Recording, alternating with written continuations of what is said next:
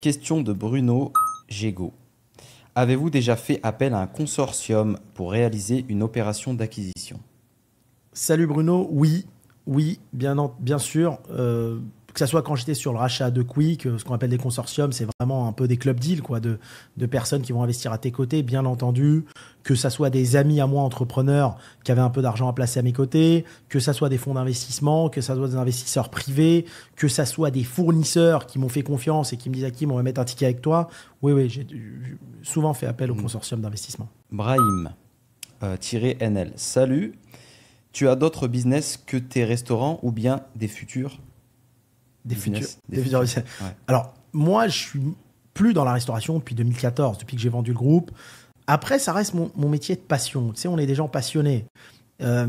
Des fois, on s'intéresse toujours à la restauration qu'on a baigné dedans. Si tu veux, j'étais dedans, ça m'intéresse, mais on essaye de réfléchir différemment. Aujourd'hui, je suis plus dans un point de vue où je préfère avoir quelques restos qui font des chiffres énormes, 5-6 millions par point de vente avec un beau résultat, que être en train de cumuler plein de restaurants parce que voilà, il faut être dedans. Tu vois, je suis en France 1 mois par an, donc je peux pas être dans les restaurants en permanence, tu vois. Et dans les autres pays, je préfère faire autre chose que de la restauration. Voilà. D'accord, ok. L'immobilier, par exemple. Immobilier, hôtellerie, y a des WeWork, du WeWorking, enfin, il y a plein de sujets, mais voilà, mais je suis d'accord avec lui, c'est-à-dire s'il est passionné par la restauration, on a toujours un pied dedans. Ok. On attend la belle opportunité. Bien Là, sûr. j'en ai loupé 2.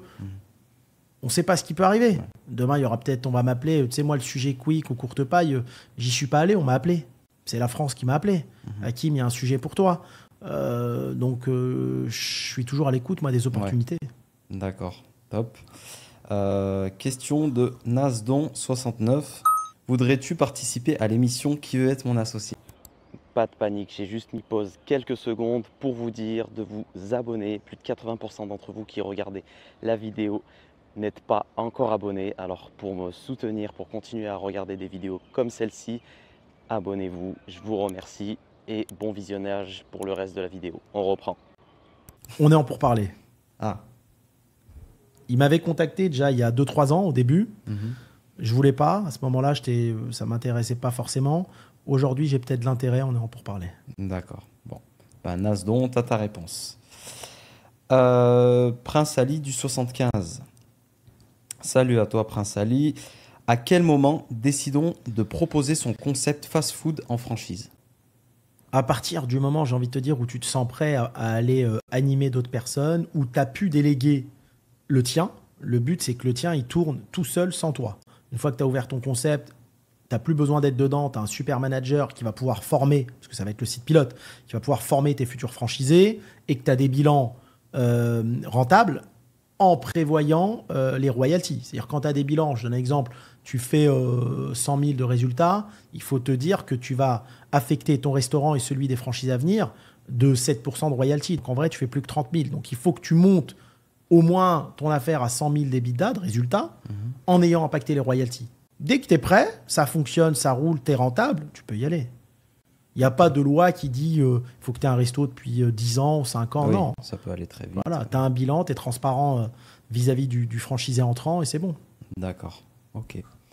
Distant Pro qui nous demande quels business physiques sont adaptés au marché marocain en termes de rentabilité et faisabilité. Alors, au Maroc, les salariés, ils sont encore plus durs à gérer qu'en France. Je dis, moi, j'avais une anecdote là-bas qu'on avait ouvert à l'époque des affaires. Jour 1, ils étaient 40. Jour 2, ils étaient 4. D'accord? Ils n'en ont rien à faire. Ça ne les intéresse pas. Donc, business physique au Maroc, si tu fais un super restaurant, pourquoi pas? Ou, etc. Il y a des choses à prendre en compte. Si tu me parles de Marrakech, moi, je dirais qu'il y a déjà les institutions, comme le comptoir d'Arna, comme le Taj. Il y a déjà des Koya, restaurants. Le Koya, voilà. ouais. Alors, Koya, en plus, il n'a pas fonctionné au début. Ah ouais. Il a fonctionné quand il a été repris. Mais si tu veux, tu as déjà des institutions. Oui. Tu vois, donc c'est difficile de te démarquer. Tu as soit les institutions un peu occidentalisées comme ça, soit les petits boui-boui comme Bledna où tu vas manger des super grillades et tout. Donc, il va falloir que tu trouves ta place entre les deux. C'est pas évident. Alors, business physique, après les barbershops, il y en a, enfin plein de choses. Je dirais que c'est à lui d'avoir l'idée. Pourquoi pas faire un studio de podcast comme ici, tu vois? C'est à lui C'est une d'avoir- idée, c'est vrai. C'est à lui d'avoir l'idée.